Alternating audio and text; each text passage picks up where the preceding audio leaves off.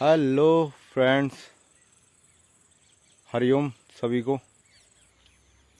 आज आपके सामने एक नया सब्जेक्ट लेके आए हैं, बायोडायनेमिक फार्मिंग। इसके बारे में थोड़ी बात करेंगे। थोड़ा मैं आपको यहाँ फील्ड पर आया था, दिखा दूँ कि क्या सिस्टम है यहाँ पे। कोटाबाग से मैं अभी हूँ लाइव। ये अपना फार्म है, खेत मतलब और ये कोटाबाग है और ये सराउंडिंग हमारा एरिया है। ये एक पॉली हाउस वेजिटेबल्स वगैरह उसके लिए, घर के लिए ही लगाया हुआ है। छोटा प्रैक्टिकल फार्म, प्रैक्टिकल भी हो जाता है और अपना भी हो जाता है। दूसरा ये कि एक वहाँ उधर मशरूम शेड है, लास्ट में दिख रहा होगा।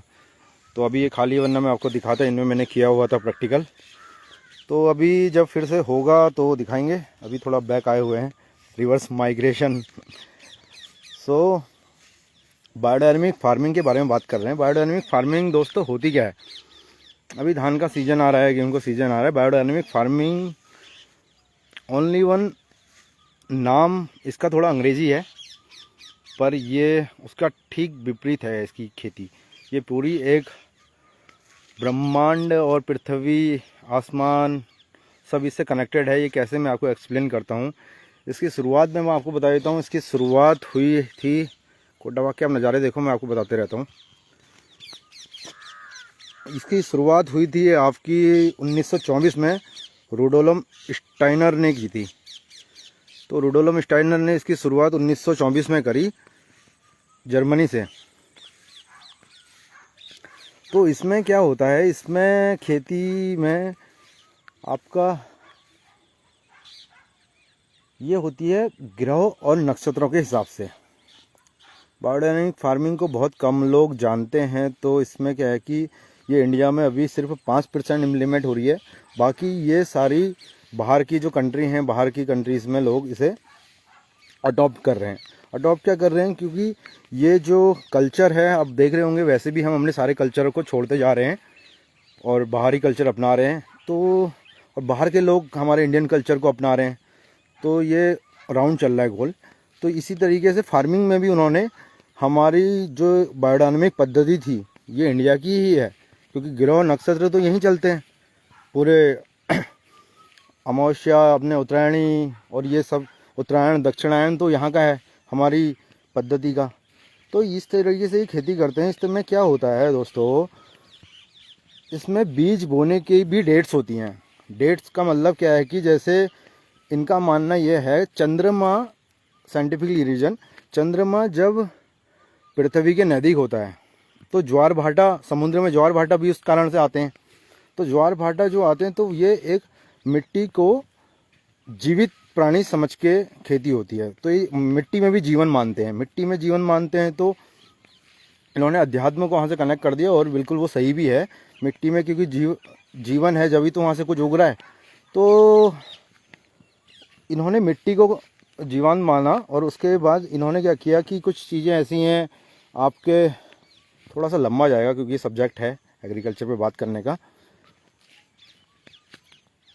इसमें क्या होता है कि बीज बोने की डेट है। डेट जैसे कि आपका जो पूर्णिमा होती है, पूर्णिमा के डेट पे जो भी ज़मीन से ऊपर की फसलें हैं तो वो काफ़ी अच्छी होती हैं। जैसे बेल वाली हो गई, वो काफ़ी अच्छी होंगी पूर्णिमा के टाइम पे। आप कोई सीड अगर लगाओगे, और उसी टाइम पे, अमावस्या के टाइम पे, जो ज़मीन के नीचे की जो चीज़ें हैं, ज़मीन के नीचे उगने वाली, जैसे आलू, मूली, गाजर, ये तरीके की जो क्रॉप्स हैं, वो आप लगा सकते हैं। उनके आपको बेस्ट रिजल्ट मिलेंगे। बेस्ट रिजल्ट इसलिए मिलेंगे क्योंकि आप कभी ये देखते होंगे कि कभी आप बीज को ऐसे ही फेंकते हैं तो तब जम जाता है, कभी आप बहुत सारी मेहनत कर लेते हो, वो तब भी नहीं जम पाता।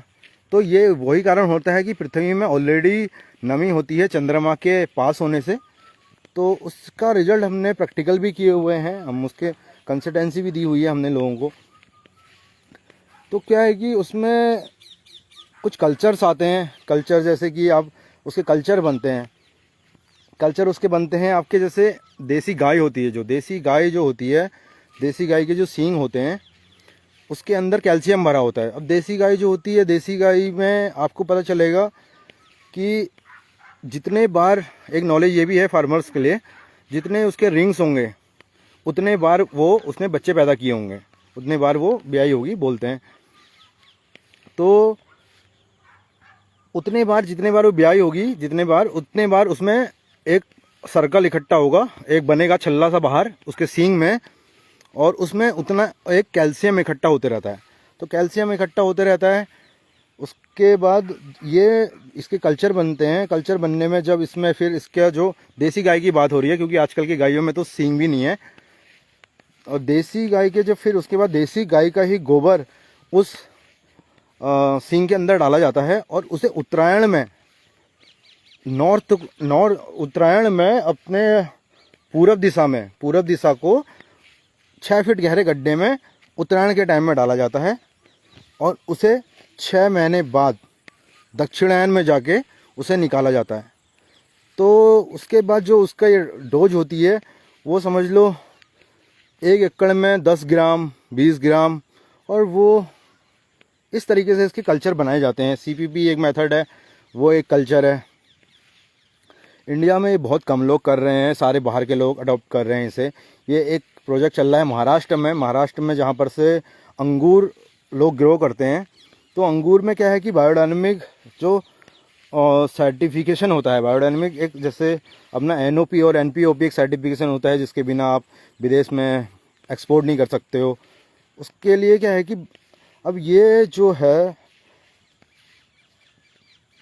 बायोडायनेमिक के लिए डीमीटर स्टैंडर्ड होता है। बायोडायनेमिक खेती करने के लिए एक डीमीटर स्टैंडर्ड होता है। डीमीटर स्टैंडर्ड जो होता है, वो समझ लीजिए जो उस अंगूर की वाइन बन रही है, वो डायरेक्टली अंगूर खाया नहीं जाएगा, उसके प्रोसेस होगा क्योंकि उसका महंगा प्रोडक्ट बनाया जाएगा, उससे उसकी वाइन बन रही है। तो उसकी वाइन जो है और सेम वाइन आपकी नॉर्मल 10 गुना रेट का अंतर होगा उसमें।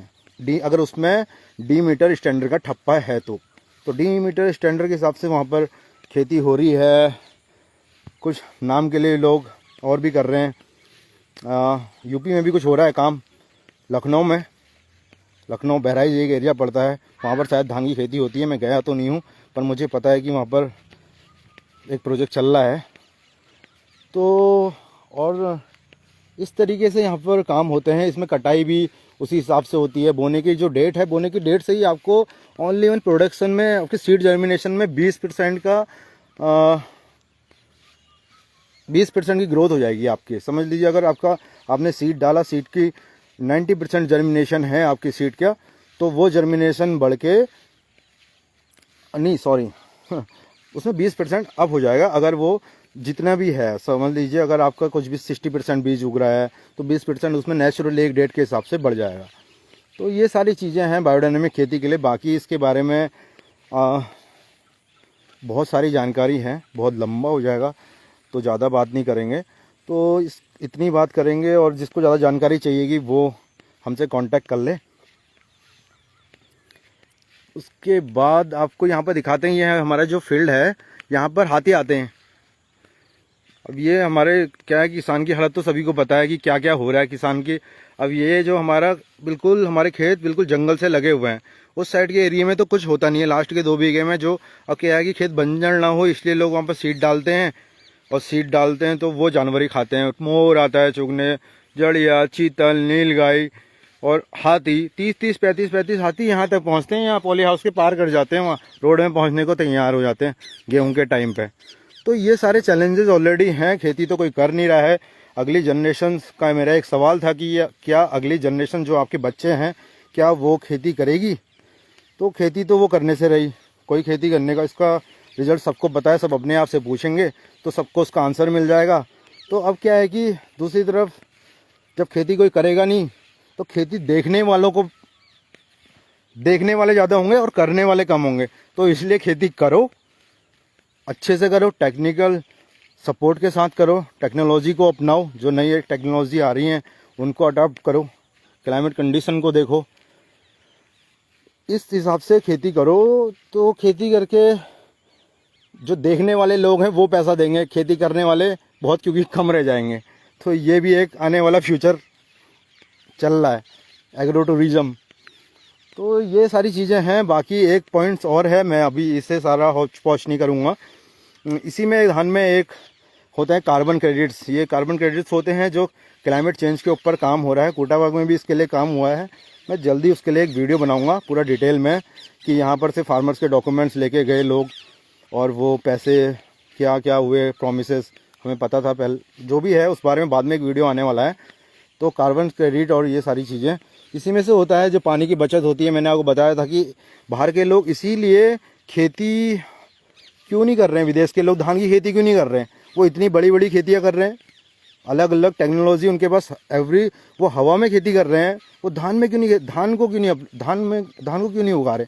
वो धान को इसलिए नहीं उगा रहे क्योंकि उन्हें पता है कि एक किलो धान को उगाने में 3000 लीटर पानी लगेगा। 3000 लीटर पानी लगेगा। अभी हम ये जो सारा पानी इसमें लगाएंगे तो आगे जाने वाले समय में तो हमारा देश पानी से परेशान रहेगा। तो इसलिए इंडिया चाइना के बाद सबसे बड़ा एक्सपोर्टर है धान का।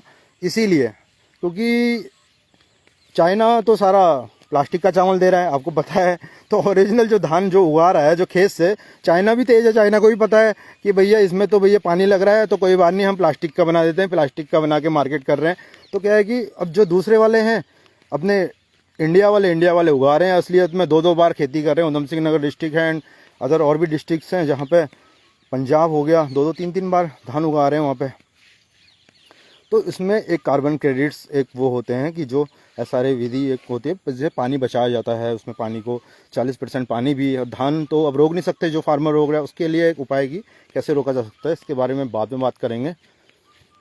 हरिओम। अभी बात को यहीं इन करते हैं और बरसात आने वाली है, बहुत आनंद आने वाला है। हरिओम, जय हो।